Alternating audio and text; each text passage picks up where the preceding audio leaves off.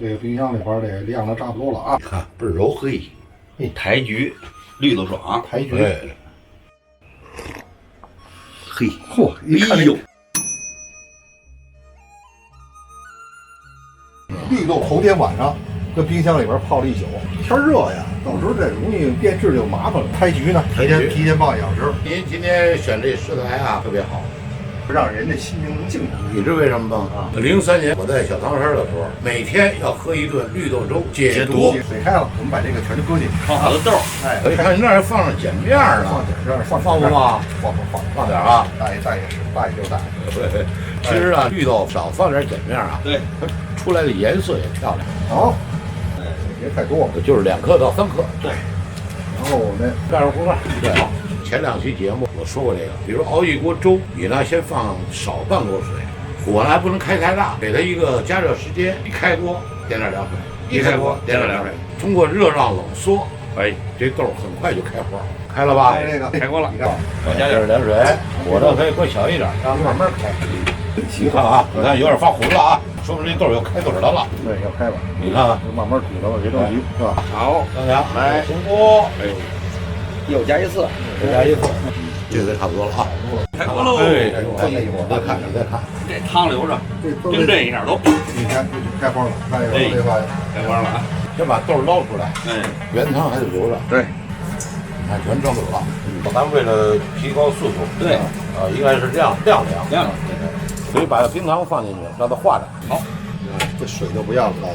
不是少来，你要不然你转不起来。对，行，咱倒出一盆里头。一会儿台菊水得搁进去，嘿，真棒！好，过了啊！为什么这可以用手啊？你知道吗？一会儿还得加热。对，还得千万别倒啊，别倒，摆2勺熬粥，千万别糟蹋。您要是不放冰箱也行，你要不放东西，放3天就是麻豆腐了。对，就是豆汁儿也出来了，豆汁儿出来了，绝对是好东西。真的。好了，好了，这个可以下锅了。哎，你看台菊水，台菊水，哎，对，都搁进了啊。过出这绿豆沙来啊，下锅了还要勾一点芡，搁点淀粉，淀粉或者糯米粉吧。不行，它沉底儿，对，这咱融不了，勾点行。再来一勺。好，啊，藕粉、糯米粉都行。融到什么程度呢？就米汤芡。哎，这种喝起来就比较柔，比较爽。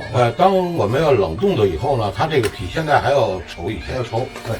啊，藕粉、菱角粉、马蹄粉、糯米粉，家里有什么都行啊。对。那行，倒这盆里头去。倒。好，行，好，真亮了。这个冰箱里边得晾的差不多了啊。看倍儿柔黑。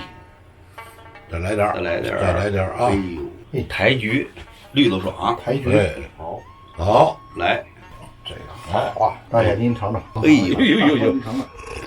哎，看它这感觉怎么样？嘿，嚯，一看呦，一饮而尽，细腻滑爽，真是菊香味儿浓。喝完这个，给大家降降火，对，降温，对，排排毒，排毒。哎，好。